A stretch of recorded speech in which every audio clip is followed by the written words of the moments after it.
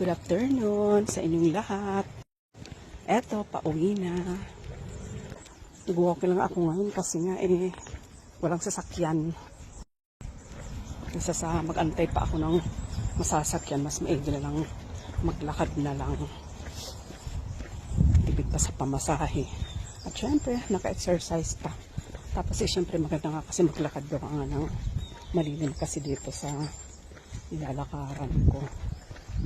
Pag palabas ka kasi ng Philippine Military Academy, pag bandang hapon na mas maganda lakaran yung right side, yung palabas mismo ng way. May mga visitor, mga tourist na nagtatambay sa waiting shed ng Relics Point. Ayan.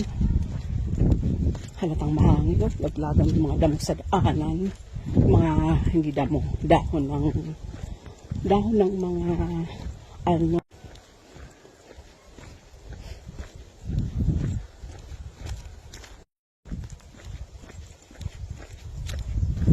Tuesday na naman. Ang bilis ng panahon. Nung nakaraan week lang. Ngayon, Tuesday na naman, mamaya weekend na naman. Parang pare-parehas lang naman yung araw kasi lahat naman ng araw marami ka rin ginagawa.